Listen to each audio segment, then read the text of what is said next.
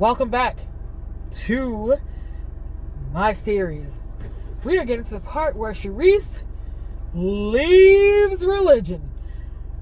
Officially. So my mom died.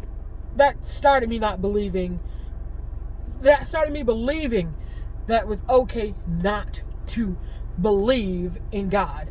And then these fucking Christians, when my mom died, instead of coming there and saying, hey honey, don't get me wrong, some of the Christians knew how the fuck to act.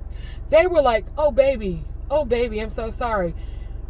We're Southern, so food is our answer for everything. Here's a tray of cornbread. Here, baby, here's some fried catfish. Here, baby, here's some spaghetti. Thank you so much to Joseph's mom, Mrs. Haynes, for all that lovely food you sent us. You make the best baked spaghetti I've ever had in my whole life, hands down. And I am so thankful to you, Miss Phyllis, because you are flipping awesome. But anyway, the few Christians who knew how to act and treat death, I love you guys to death for that shit, because you were the only ones who didn't make me feel worse. The rest of them kept quoting scriptures out of context at me and acting like this was the best thing that could have ever happened. And to a degree, 8 years later, I see how it was a good thing, because my mom is not suffering anymore. And all the shit that I have, she had, and then some, because my mom had survived cancer 5 times before her parathyroids caused her to have a seizure while eating and choke to death. So it was a okay thing now. It took me almost 10 years to realize that was the best thing that could have happened, because having the same condition she has, there are days I can't get up, and it's not anybody's fault. My actual immune system is attacking itself, and I can't get up. I have a walker in my back seat right now. I don't know if you can see it, but guess what? I'm having a bad month because the whole time it's hot. My immune system's not acting right. He himself could have cured that if he was real, but let's talk about that at another time. Anyway, I do thank you guys for being good to us, for being awesome. I thank you to all the Baptist church members and everybody. The whole Christian community got together, and you guys really helped my family out, and I appreciate that. That part was great. But the scripture shit, let that rest. Let people go through grief. There's 5 stages of grief. Let them go through them. Don't try to make it better. There's nothing that's going to make that better but time. And I don't give a damn how long that person's been dead. You're going to wake up some days and be like, God damn it, it's motherfucking hard in here. I can't do this shit because I miss so-and-so. He or she would know what the fuck to say right now to help me get my mind right. There's always going to be something that's going to pass by, and you're going to be like, oh my God, that reminds me of my mom or whatever. And I promise myself I'm not going to motherfucking cry in here. I might, bitches, but that's all right. So, my mom died. God didn't do a goddamn thing to fix any of that shit. And then, not a year later, 10 months later, my aunt, my mom's little sister, she died. And all the prayers in the world didn't save her either. Same scenario 7 years later. You're finally able to accept, hey, maybe that was the best thing for her because she was real sick too. But, let's see. 3 months after my aunt died, that goiter thing, it was huge. It was stretched and bulbous. It was really bad. That happened. And they had to do a quick surgery.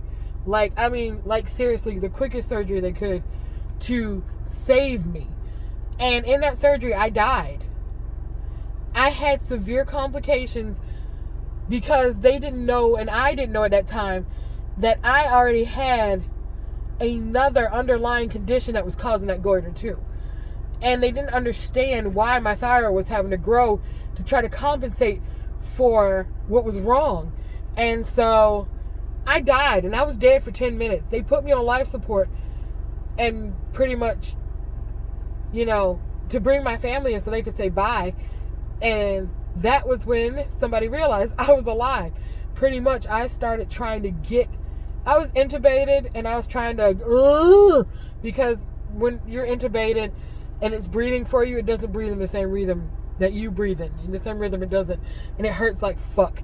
And they have a pressor on you, it's heavy, and it's making your heart work. That shit hurts, and it bruises all of your ribs. That shit hurts like a motherfucker, because it doesn't beat in the same rhythm as your rhythm. So I woke up on life support, and that was when they took the rest of that shit off of me. I don't know if they took it off of me or not, because I heard somebody go, holy shit, she's awake. She's legit awake. And I remember somebody saying, Miss Johnson, can you hear me? Blink twice if you can hear me. And I blinked twice. And they were like, do it again. And I blinked twice again. And they were like, holy shit, she is awake. And that was when they put something in my IV and knocked me the fuck right back out. And they finished whatever they needed to finish. And you can't see my scar because I've gained so much weight again, because I was a lot lighter years ago. But the scar is right in here. And they did it along this line because they had to. And I remember when I came back, I hadn't told my dad, or any of my family, I didn't believe in God anymore. I hadn't told them that I hadn't believed in God in a while. And I hadn't officially let myself call myself an atheist yet, or even an agnostic yet. I just was like, I don't believe in anything, and I'm not going to say what I am. But I hadn't given myself permission to be that way yet. So that entire year after I died, and they brought me back, but I didn't have any control over my motor skills or my arms or anything. I couldn't move, and it was still hard to breathe and everything. They couldn't figure out what's wrong with me. They said there's no stroke. She hasn't had a stroke. She hasn't had a heart attack. She did die, but everything just shut down on its own. It wasn't because anything ruptured or anything. She's not internal bleeding. We're just going to send her home. So they sent me home with this big drainage coming out the side of my neck. And this big drainage tube. And I was in the hospital 2 hours away from my house. So I had to ride back in horrible pain, scaring my dad the whole way, because they didn't even get an ambulance for me. They put me in the back of a fucking Versa, my dad's little tiny car, and said there was nothing they could do for me. And for the next week, my poor dad tried to work his jobs and take care of me at the same time. I had friends and family who came to help out, but they all had to work too. So I could feel myself dying, because I've died several times and come back, and I knew I was going to die. And I told my dad, I said, Dad, I'm going to die. This pain is going to kill me. It's going to stop my heart, and I'm going to die.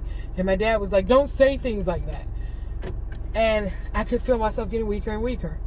And so I went to a hospital that's reputable here. They were absolute shit. They looked at the color of my skin. They looked at my age group, said I was a drug addict, and just faking because I wanted drugs. I have a fucking drainage tube coming out of my neck that we have to empty, and it freaks my dad out because he can't stand blood, and I can't stand blood either. And I have like glue and stuff holding my neck together, but I'm a drug addict who wants drugs. So those motherfuckers did something I told them not to do. I have an opioid allergy. Those bitches put opioids in my IV and knocked me out. I could have died. So yeah, in all honesty, I don't care if it's the best hospital in my state, I will never go back. Then I went to another one of their branches in freaking Virginia Beach. Same treatment. Like I'm a fucking drug addict or some shit. And I told them, I don't want pain medicine. I don't want muscle relaxers. I want to know what the fuck is wrong with me. Nope. Still wouldn't listen. So I'm going to go a huge plug out to Chesapeake General Hospital, located in Chesapeake, Virginia, on Battlefield Boulevard. If you motherfuckers are sick, go there. These bitches figured out what's wrong with me. They're the only ones who did. They took me seriously, and maybe they took me seriously because I was dead when I came in. Who knows? Here's what happened with that story, which led me further to not believing in God. You guys ready? I was sitting in there, and I remember my aunt had come in and she was mistreating me I was paralyzed, and she was just being horrible to me. And I was thinking, I'm in pain, and my heart is going to stop in a few minutes. It's been stopping and starting on its own for a while now. So I think I'll just go ahead and pass out when it does happen, because normally I'd be panicking trying to make it work again, and I'd foam at the mouth because I was getting oxygen. She wasn't paying attention to me, so I literally passed out. And when I woke up again, she was gone, and my dad was there. And I told my dad, I said, Dad, I died, and she didn't check on me. And my dad was like, what? I was like, Daddy, I died. I legit sat here and died, and she didn't even notice because she was too busy being abusive. So my dad was like, I don't believe you. And I was like, Daddy, I'm about to die again. And he was like, no, you're not. Don't say that. I said, Dad, I'm going to try. I know you're tired and I want you to sleep. But in the morning, I need to go to the hospital because if I don't, I'm going to die and I'm not coming back again. And he was like, don't say that. And I was like, Dad, I can feel it. Trust me, as someone who's died before, I can tell you, I know when it's about to happen. Most people do. They just don't want to accept it. I'm going to die. And my dad was like, no, you're not. I'll pray for you. And I was like, Dad, all the prayers in the world is not going to stop me from dying. And this time, if there's not somebody there to start me up again, I'm going to die. So he didn't believe me. And I was talking to him. I said, Daddy, I'm about to die, but I think I can come back this time. And as I said, he was like, don't say that. I said, I'm going to. And I died. And I lost my color and everything. And my dad was screaming because my dad panics very easily. And he didn't call 911, which he should have done. He grabbed me, threw me in my wheelchair, and literally carted me off into the car and started driving me to the hospital. I woke up in the car and I said, Dad, I'm back, but I'm going to die again. And if someone's not there to help me, I'm going to stay dead. He said, don't say that. He got me to the hospital. There were no wheelchairs available. And I was literally about to die, but I had my walker with me. I said, Daddy, I'm going to have to try to walk because I'm about to die. And if I don't die in there, I'm not coming back. And my dad was like, don't keep saying that. I said, Daddy, it's coming, and I don't want you to watch it because I don't want you to have to see that again. So I slowly started walking into the hospital. The cops were there because there was some issue that had happened at the jail. And I walked in, and this cop said, are you okay? And I said, no, I'm about to die. And then I dropped dead. And I remember feeling myself hit the floor hard, face first. I literally slid down the walker and onto the ground, and my head hit the ground. And I remember everybody screaming, and I remember hearing code blue, ER, main entrance, code blue. And then I was gone. When I woke up again, I was hooked up in a room by myself. There was nobody else there, but I was hooked up to oxygen and a bunch of other monitors. It wasn't life support this time because I remember how bad that felt. But when I woke up, the nurse came in and goes, holy shit, you scared us. I was 27 years old. And yeah, he was like, is there anything I can do for you? I was like, is my dad okay? And they were like, you scared him, but he's okay. He can't see you right now because we don't know what's wrong with you, and we are waiting for a consult. Because the cardiologist couldn't understand what's going on.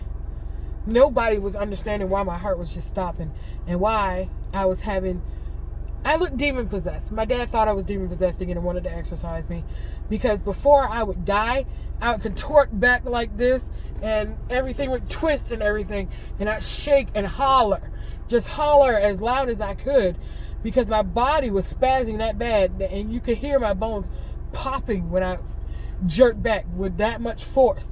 And I told him, I said, I'm going to die. And the guy was like, don't say that. I was like, I'm going to die again. So they had the code team come back and bring me back. And the consult came in. He looked at me because from head to toe, from the muscle spasms, I had rings like a zebra, like stripes like a zebra going all around me. My nails had like bruises under them too that looked zebra striped. And he was like, I've seen this before. I just lost somebody to this. Run a complete blood panel, check for all the check for all the vitamins, minerals, and just run me all these panels. And it took like a gallon of blood, it felt like. And then he come back and he goes, that's exactly what I thought it was. He was like, She doesn't have a thyroid, and her parathyroids are dead. Your parathyroids, for those of you who don't know, actually take nutrients from your food and process them. So you get vitamins, minerals, potassium, iron, all those things that you normally can get from food, I can't get because I don't have the organs to process them with. So immediately I started getting IVs all over the place, just putting in stuff, because you can't mix potassium and magnesium together. You kill somebody. So not in the same port. So this side had potassium, this had magnesium, I had calcium going into a vein I had no idea existed in my leg.